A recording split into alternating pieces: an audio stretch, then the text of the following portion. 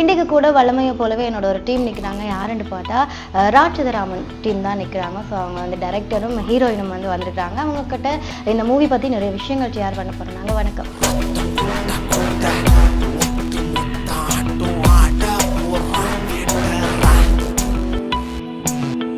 முக்கியமாக கமராமேன் டெரியன் அண்ணா ஸ்டண்ட் பண்ணியிருக்கார். அவருக்கு வந்து இந்த படம் அவர் ஸ்டண்ட் ஒர்க், அவர்கிட்ட ஒர்க் எல்லாருக்குமே தெரியும்.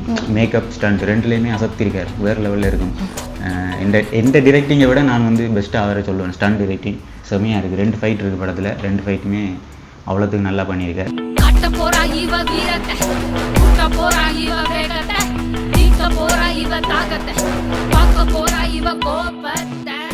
இயலாது என்னென்னா நிறைய பேர் எல்லாருமே உண்மையாக சப்போர்ட் பண்ணினவங்க.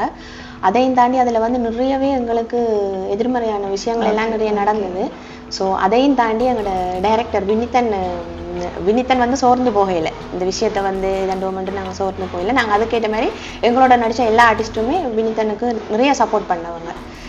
மற்றது வந்து இந்த படத்தில் வந்து ரிலீஸ் ஆகட்டும், எல்லாரும் பார்ப்பீங்க. சூட போறான் கொடுத்தி போட்டவன கொத்தாடி வந்து தரண்டு அடி முன்ன போறான். ரத்தம் கொட்ட கொட்ட ஒட்டு மொத்த ஆட்டம் ஆட போறான். ஹீரோ வில்லன் எல்லாருக்குமே ஒரு மாசான என்ட்ரி ஒன்று இருந்துச்சு. ஸோ ராட்சதராமனுக்கு ஏதாச்சும் ஸ்டோரி இருக்கா? சுத்தம் நடக்குது, நிறைய கூட்டம் பட்டம் படக்குது, வெட்டவன் நூட்டவன் யாருன்னு இருக்கிற கட்டம் தொடங்குது.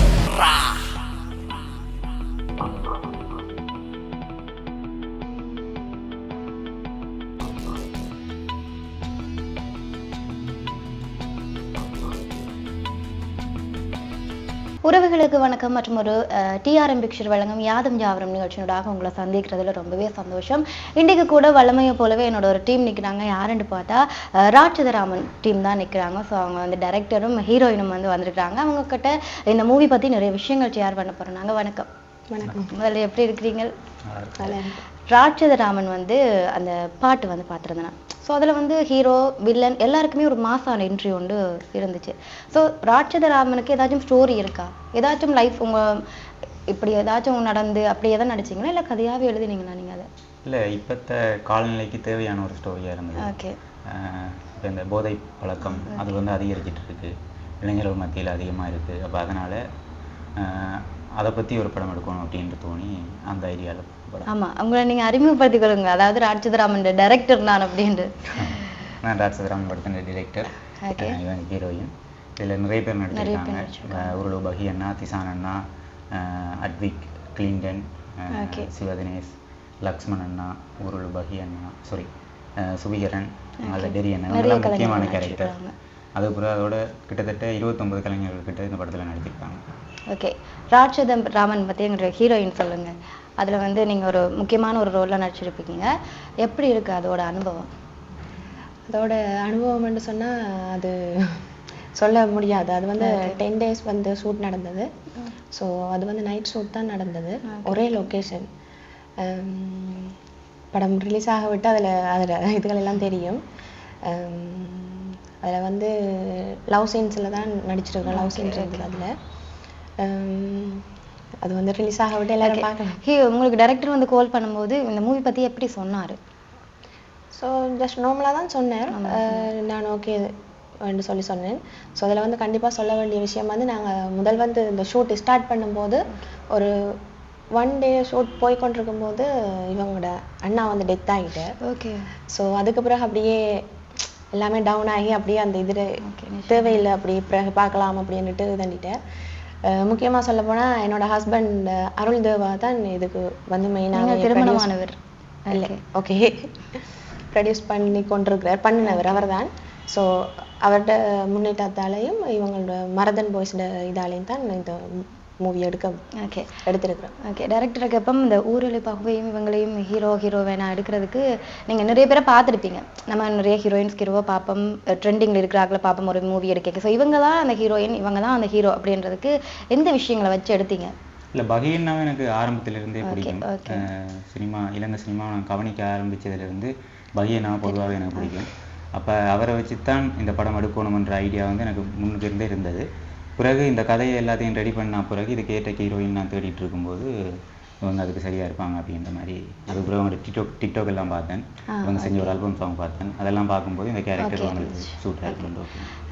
ராட்சதராமன் வந்து எப்படிப்பட்ட ஒரு திரைப்படம், அதாவது போதைப் பொருள் அப்படின்னு எல்லாமே சொல்லிட்டீங்க. ஸோ மக்களுக்கு அந்த விஷயம் இந்த விஷயத்துல இருந்து பாதுகாப்பு அப்படி ஏதாச்சும் ஒரு நல்ல கருத்தை சொல்லக்கூடிய படமா இல்லை ஒரு லவ் ஸ்டோரியா? இல்லை நல்ல கருத்து சொல்லக்கூடிய லவ் வந்து அதில் நார்மலாக தான் வரும். லவ் வந்து மெயின் இல்லை இதில். வந்து மெயினே வந்து இந்த போதை பழக்கம் அப்படின்றது தான். அதை வந்து மக்களுக்கு, அதாவது இப்போ இளைஞர்களுக்கு எப்படி சொல்லலாம், இப்போ இளைஞர்களுக்கு வந்து ஒரு படத்தை வந்து த்ரில்லர் ஸ்டோரி அப்படி சொன்னா தான் அவங்களுக்கு விளங்கும். அப்போ அவங்க அதை என்ஜாய் பண்ணி பார்ப்பாங்க. அப்போ அவங்களுக்கு என்ஜாய் பண்ணி பார்க்க வச்சு ஒரு மெசேஜை எப்படி சொல்ல முடியும்ன்ற ஒரு ஐடியாவில் பண்ணாங்க.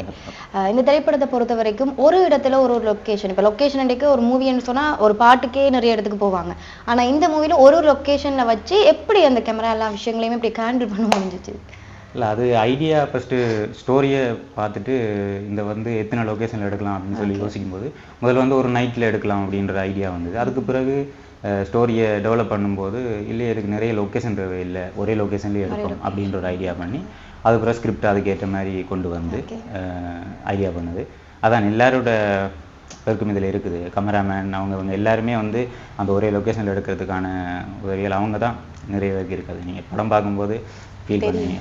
ஓகே, ஹீரோயின் நீங்கள் சொல்லுங்கள், ஒரு பெண்ணாக இருந்துட்டு அதுவும் நீங்கள் கிளிநொச்சி அப்படின்னோட விஷயம் சொல்லியிருந்தீங்க. ஸோ இன்றைக்கு ஸ்ரீலங்காவில் நம் நாட்டு கலைஞர்களோட திரைப்படங்கள் வரைக்கும் ஒரு ஹீரோயின் வந்து என்ன ரோல் நடித்தாலும் நெகட்டிவான விஷயம் கண்டிப்பாக வரும். அது நம்ம பாசிட்டிவாக நினைக்கிறோமோ நெகட்டிவான விஷயம், நெகட்டிவான கமெண்ட்ஸ் நிறைய வரும். ஸோ அந்த கமெண்ட்ஸ் எல்லாமே இப்போ நீங்கள் உங்களுக்கு ஒரு லைஃப் இருக்குது அப்படின்றதையும் மென்ஷன் பண்ணியிருந்தீங்க. ஸோ அதெல்லாத்தையும் எப்படி கையாளுறீங்க? அவரும் வந்து இந்த ஃபீல்டுகள் இருக்கிற எனக்கு நிறையவே சப்போர்ட் பண்ணுறார். அடுத்ததாக வந்து இப்போ வேறு என்ன கதைச்சாலுமே அது எங்களுக்கு தேவைப்படாது. கதைக்கிறவங்க அப்படியே கதைச்சிட்டு தான் இருக்க போகிறாங்க, ஸ்டாப் பண்ண மாட்டாங்க. ஸோ அதெல்லாம் நாங்கள் கணக்கெடுக்காமல் அதெல்லாம் அதையும் தாண்டி போயிட்டு இருக்கணும். ஓகே, ராட்சதராமன் வந்து உங்களுக்கு எத்தனையாவது மூவி? எனக்கு இதோட 4வது மூவி. ஸோ இதுக்கு முதல் நடிச்சிருக்கிறேன், சாங்ஸ் எல்லாம் செய்திருக்கிறேன். வாய்ஸனாக்களோடைய மாலி சாங்ஸ் செய்திருக்கிறேன். ஆனால் இன்னும் அந்த மூவியெல்லாம் ரிலீஸ் ஆகலை. அதுக்கு முதல் ராட்சதராமன் ரிலீஸ் ஆகி இதுக்கு முதல் நடித்த திரைப்படங்கள்லையும் இந்த திரைப்படங்களையும் இப்போ லாஸ்ட் திரைப்படம் பண்ணிக்க உங்களுக்கு எக்ஸ்பீரியன்ஸ் கொஞ்சம் கூடமா இருக்கு. இங்கே இந்த படத்தின் மூலமாக நீங்கள் பெரிய ஒரு எக்ஸ்பீரியன்ஸ், இது வந்து ஒரு மூவிக்கு முக்கியம் அப்படின்றது இந்த படத்தின் மூலமாக உங்களுக்கு என்ன விஷயம் வந்து யோசிச்சிங்க? இந்த படத்தில் வந்து முக்கியமான விஷயம்னு சொன்னால் கண்டிப்பாக அது இப்போ சொல்ல இயலாது. ஸோ இப்போ படம் ரிலீஸ் ஆகலாம் சொல்லுவோம். கண்டிப்பாகவே இது எங்களுக்கு மறக்கவே இயலாது. என்னென்னா நிறைய பேர் எல்லாருமே உண்மையாக சப்போர்ட் பண்ணினவங்க.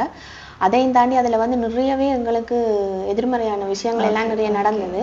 ஸோ அதையும் தாண்டி எங்களோட டைரக்டர் வினிதன் வந்து சோர்ந்து போகலை. இந்த விஷயத்த வந்து இதண்டோமெண்ட்டு நாங்கள் சோர்ந்து போகலை. நாங்கள் அதுக்கேற்ற மாதிரி எங்களோட நடித்த எல்லா ஆர்டிஸ்ட்டுமே வினிதனுக்கு நிறைய சப்போர்ட் பண்ணவங்க.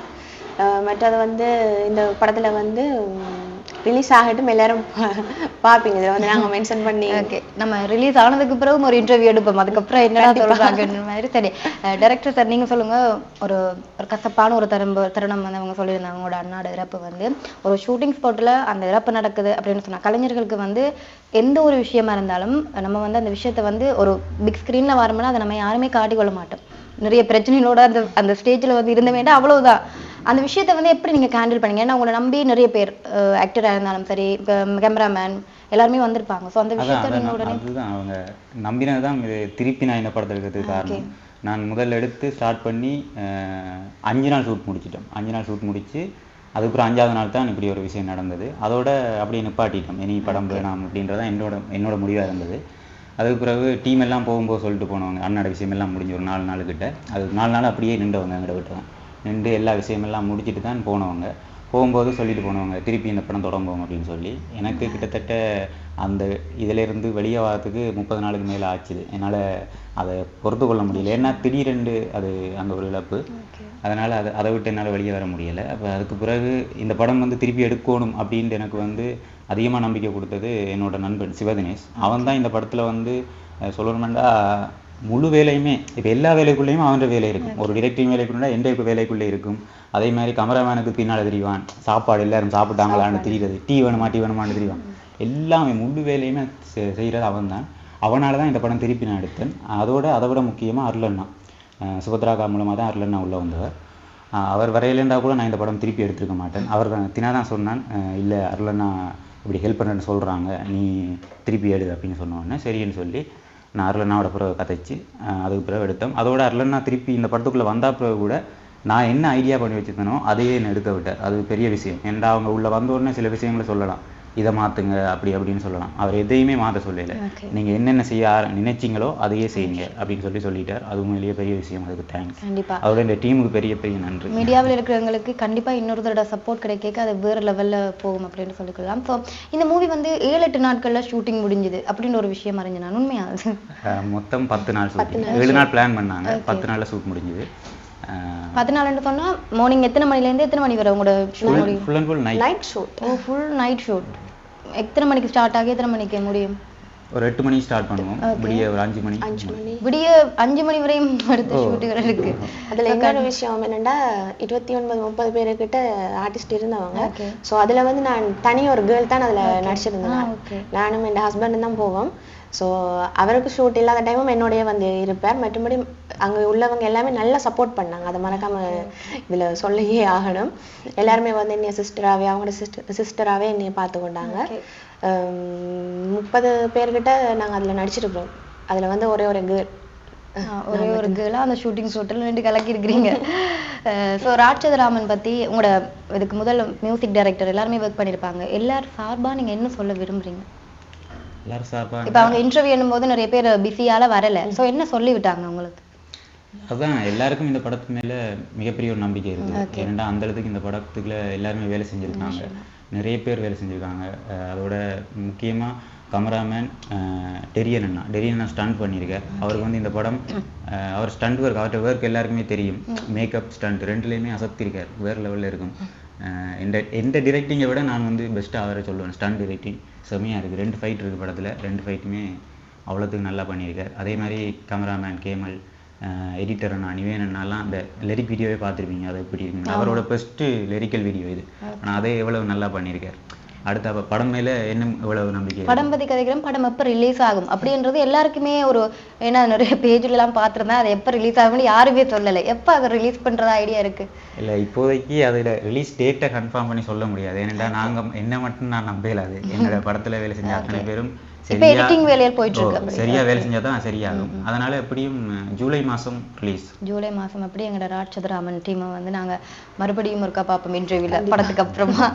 ஸோ இந்த படம் வந்து வெற்றி பெறணும் அப்படின்றத வந்து நாங்கள் டிஆர்எம் பிக்சர் குடும்பம் சார்பாக ஒரு வாழ்த்துக்களை தெரிவித்துக் கொள்கிறோம். நீங்கள் ஒரு பெண்ணா இந்த சினிமா ஃபீல்டில் வந்து எந்த விஷயத்த வந்து நம்ம இந்த விஷயத்த எடுத்துக்கொள்ளணும்? எப்போவுமே நம்ம லோவாக இருக்கிற டைமாக இருந்தாலும் சரி, நம்ம ஹாப்பியாக இருக்கிற டைமாக இருந்தாலும் சரி, இந்த ஒரு விஷயம் வந்து நம்ம மைண்டில் எப்போவுமே ஃபிக்ஸ்டாக இருக்கணும் அப்படின்னா என்ன விஷயம்? ஒரு பெண்ணா சொல்கிறேன்னு சொன்னால் நிறைய பேர் நம்ம மேலே குறி வச்சுருப்பாங்க. கண்டிப்பாக நாங்கள் இப்போ ஒரு இலக்கை நோக்கி போய்கொண்டிருக்கிறோம்னா அதில் வந்து இவ்வளவோ நிறைய விஷயங்கள் நடக்கலாம். அந்த விஷயத்தில் இருந்து எங்களை கீழே விழுத்துறதுக்கு தான் நிற்பாங்க. மற்றவங்களோட கருத்தெல்லாம் நாங்கள் காதில் வேண்டக்கூடாது. அதாவது வந்து மைண்டில் வச்சிருக்க கூடாது. என்னை பொறுத்தவரையில் யார் என்ன சொல்கிறாங்களோ அதெல்லாம் தாண்டிட்டு எங்களுக்குன்ட்டு சப்போர்ட் பண்ணுற ஒருத்தங்க இருந்தாங்கன்னா நாங்கள் கண்டிப்பாக லைஃப்பில் முன்னுக்கு போகலாம். கண்டிப்பாக அப்படித்தான் நானும் முன்னேறி கொண்டிருக்கிறேன். கண்டிப்பாக. ஓகே, கிளிநொச்சியிலாம் உங்களோட மூவி அது எல்லாமே பார்த்துட்டு என்ன கமெண்ட்ஸ் பண்ணுறாங்க மக்கள்? கொஞ்சம் பேர் சொல்றாங்க ஓகே, ஏன்னா அந்த இடத்துல இருக்கிறவங்களுக்கு சினிமா அப்படின்னு சொல்றது ஒரு பெரிய ஒரு விஷயம். அதுக்கு போனாலே நிறைய பேர் நிறைய விஷயம் சொல்லுவாங்க. யாழ்ப்பாணம் கூட கொஞ்சம் மாறிட்டு அப்படின்னு சொல்லலாம். அங்க இருக்கிறவங்க என்ன கமெண்ட்ஸ் எல்லாம் அவங்களுக்கு சொல்லுவாங்க? அவங்க இன்னுமே நான் நடிச்சேன்னு சொல்லி எந்த ஒரு மூவியும் ரிலீஸ் ஆகல. நாங்க இந்தியாவில் போய் கேசரி என்ற ஒரு ஷார்ட் ஃபிலிம் ஒன்று நடிச்சிருக்கிறோம் டெல்லி கணேசரோட. ஸோ அதை பார்த்துட்டு சொன்னாங்க நல்லா இருக்கு அப்படி அப்படின்னு தான் சொன்னாங்க. ஸோ எனக்கு தெரியாம இத்தனை பேர் என்ன சொல்றாங்களோ அது எனக்கு தெரியாது, தேவையும் படாது. மற்றபடி ஓகே, இந்த ராட்சசராமன் தான் நாங்கள் நம்பிக்கையா இருக்கிறோம். எல்லாரும் நம்பி இருக்கணும். கண்டிப்பா. என்ன சொன்னா நீங்க ஒரு ஒற்றுமையா ஒரு குரூப்பா வந்து இந்த மூவி எடுத்துருக்கீங்க. ஸோ கண்டிப்பா அது ஒரு வெற்றி நடை போடும் அப்படின்னு கண்டிப்பா. அதுல வந்து இவரோட வயசுக்கு அந்த ஸ்டோரி வந்து நாங்க எதிர்பார்க்கவே இல்லை. Okay okay.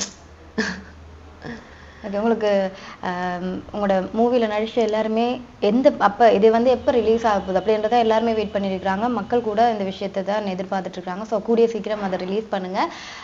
ராட்சதராமன் டீமா மக்களுக்கு என்ன சொல்ல விரும்புறீங்க? எல்லாரும் தியேட்டருக்கு வாங்க, மறக்காம இந்த படத்தை பார்க்க வாங்க. எல்லாரையும் சந்தோஷப்படுத்தும், எல்லா ஆடியன்ஸையுமே சந்தோஷப்படுத்தும். இது பெண்கள், இளைஞர்கள், குடும்பம், சின்ன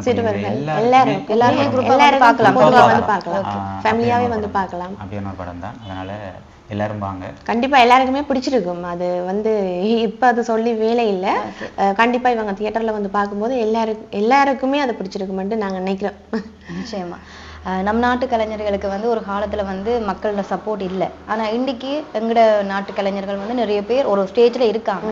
ஸோ இந்த படம் வந்து உங்களுக்கு ஒரு பெரிய ஒரு சக்ஸஸை தரணும். இதுக்கப்புறமா நீங்க நிறைய ப்ரொஜெக்ட் எல்லாமே செய்யணும் அப்படின்றது வந்து நாங்கள் டிஆர்எம் பிக்சர் சார்பாக வாழ்த்திக்கொண்டு இப்படியான ஒரு அடுத்த ஒரு படக்குழுவோடு உங்களை சந்திக்கும் வரை விடைபெறும் நான் நன்றி உங்கள் லக்ஷனா.